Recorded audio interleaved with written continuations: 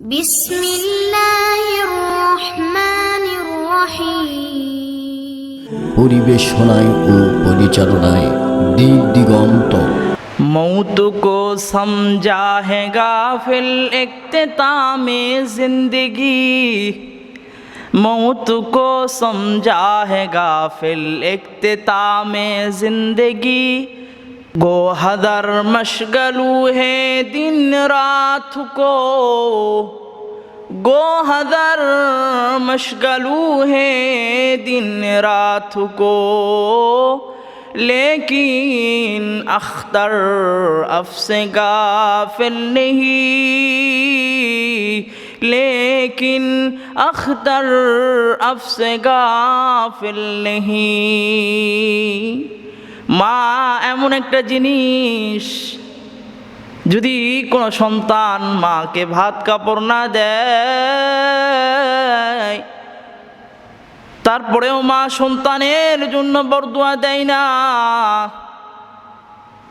বাবা এমন একটা জিনিস, যদি কোনো সন্তান বাবাকে বাবা না বইলা ডাকে রে বন্ধু, তারপরেও বাবা কিন্তু সন্তানের জন্য বরদুয়া দেয় না।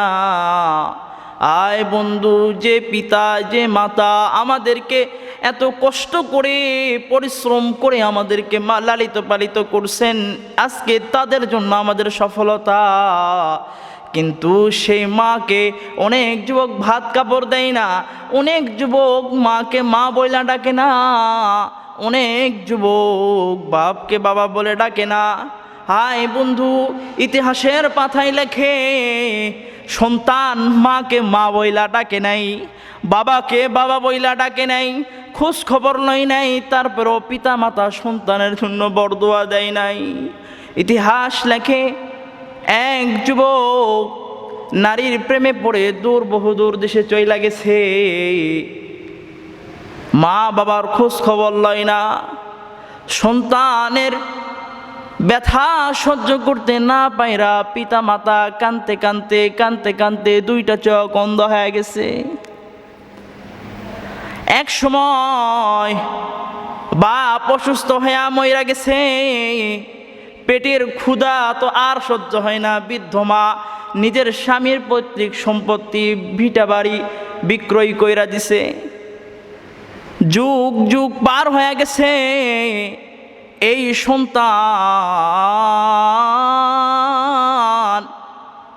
আল্লাহ রব্বুল আলামিন এমন একটা রোগ দিছে রে বন্ধু, যেই রোগের কারণে এই সন্তানের যৌবন নষ্ট হয়ে গেছে।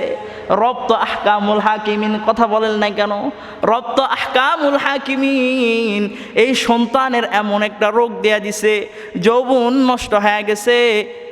তার বিবি অন্যত্র বিবাহ বসতে শ্বশুর বাড়ি থেকে গলা ধাক্কা দিয়া বের করে দিছে। এই সন্তান দীর্ঘ যুগ পরে লাঠিতে ভর করে তার বাপের জায়গায় বাপের বাড়িতে আসতে, আসার পরে দেখতেছেন এই জায়গায় তার বাবার কোনো বাড়ি নাই, ঘর বাড়ি নাই, একটা আঙ্গুর বাগান। এই আঙ্গুর বাগান দেখতেছে একটা রাখাল, আঙ্গুর বাগানের ডালপালা কাটতেছে। এই রাখালকে ডাক দিয়া বলতেছে, ভাই এই জায়গায় কি অমুক ব্যক্তির বাড়ি ছিল না?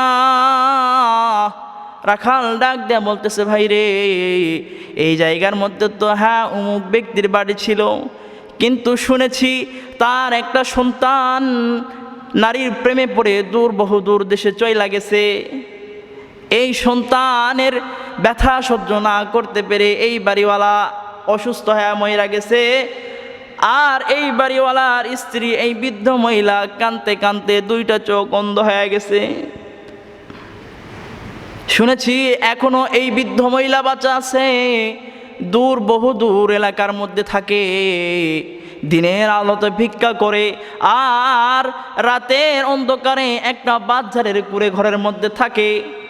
আয় বন্ধু, এই সন্তান নিজের পরিচয় গোপন করছে, প্রকাশ করার মতো আর তার কোনো ক্ষমতা নাই।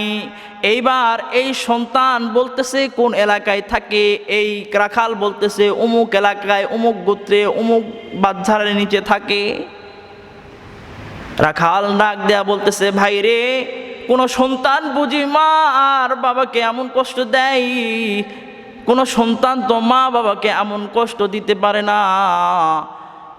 আমি যদি ওই নিষ্ঠুর সন্তানকে পাইতাম, ওই নিষ্ঠুর সন্তানকে যদি আমি পাইতাম, তাহলে যেই কাছি দ্বারা আমি আঙ্গুর গাছের ডালপানা কাটি, এই আঙ্গুর গাছের এই কাছি দ্বারা আমি ওই যুবকের হাত পা কেটে দিতাম।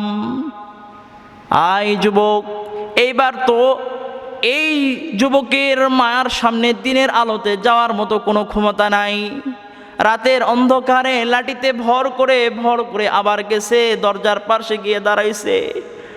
হাই মা কেমন দরদি!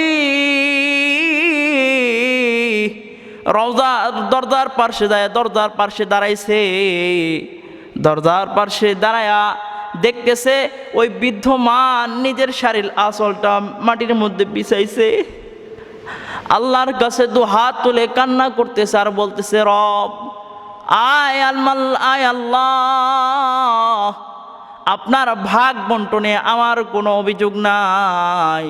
বৃদ্ধ বয়সে আমাকে বিধবা বানাইলেন, কলিজার টুকরা সন্তানকে দূরে সরাই দিলেন, ভিক্ষার ঝুলি আমার হাতের মধ্যে উঠাইলেন, দুইটা চোখ আন্ধা করে দিলেন।